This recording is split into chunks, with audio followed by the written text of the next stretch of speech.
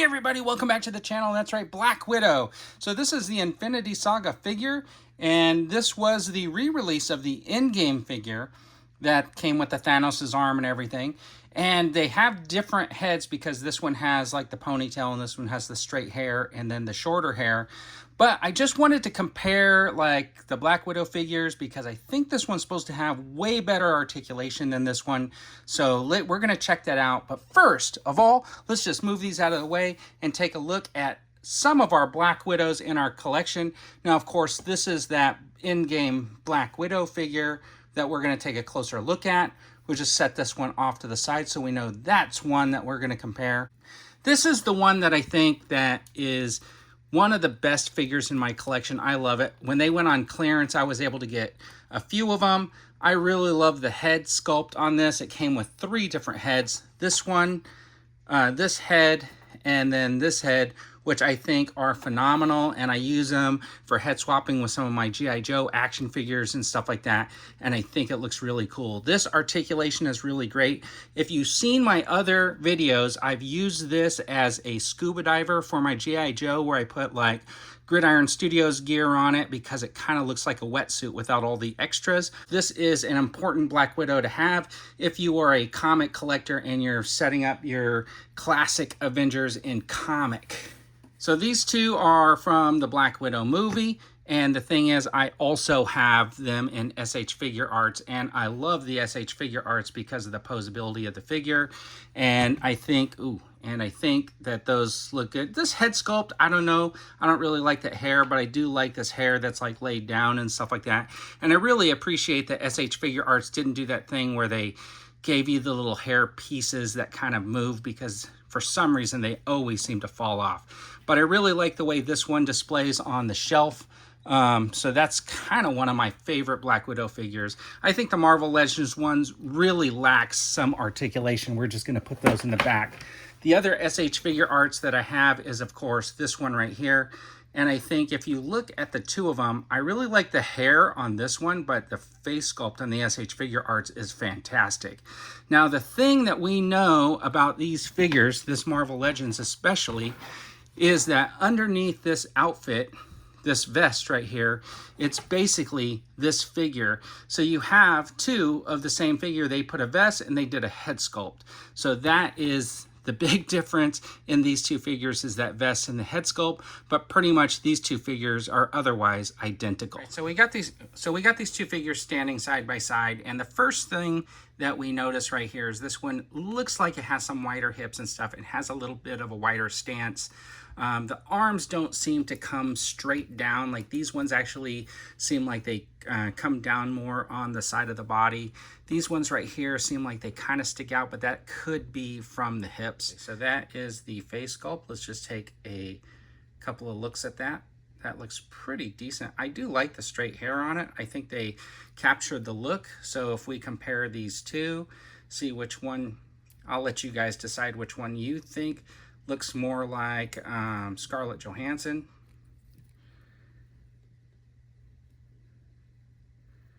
This one really does have like a little bit of shinier skin tone on it. Now I'm going to take this one and just do a face comparison because I think that I did like this face sculpt a lot, but now that I'm seeing this one actually looks really, really good. Have a closer look at the body with the Black Widow. You got the belt.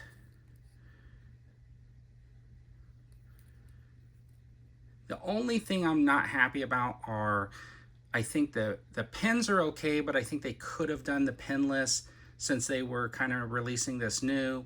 And then I think that the holsters should have been with the removable pistols, because they did give you the pistols, but the thing is there's no holsters to swap out. So she's either holding the guns with 2 guns in her holsters or not holding the guns. So let's just take a closer look at this one right here. So yeah, this one has a little bit more texture on the outside of the body. So slightly different uniforms probably, but I think this is going to be really one of the closest comparisons. The belt has that silver buckle right there.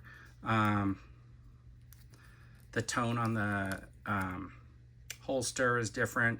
So this is actually belt piece that you can move and take off. This is like molded on. So there you have it. All right, so they both have about the 90-degree here in the waist bend. They go back, the leg goes back. So what I notice is about the same there.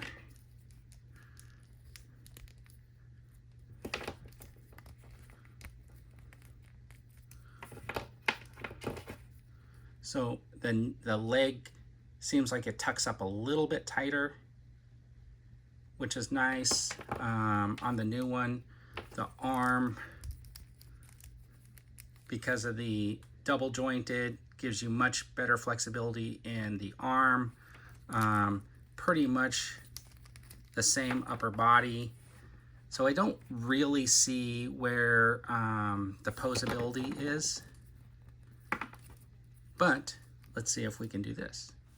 I wanted to see if this one can get into a little bit better pose than this one.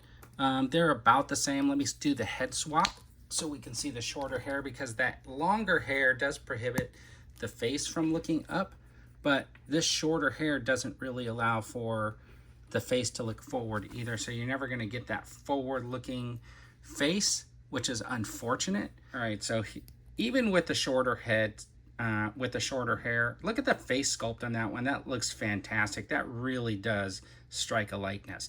But anyways, even with this shorter head, it doesn't allow the figure to do that classic iconic Black Widow pose where she's looking forward. And I think the next upgrade they need to do is they need to do that lower neck joint, because if you see what G.I. Joe does with that lower neck joint, you could get a little bit more head tilt looking up if you had a lower neck joint. So I think that is the only thing that this figure is really missing right now, is getting a lower neck joint so you can get a little bit more articulation.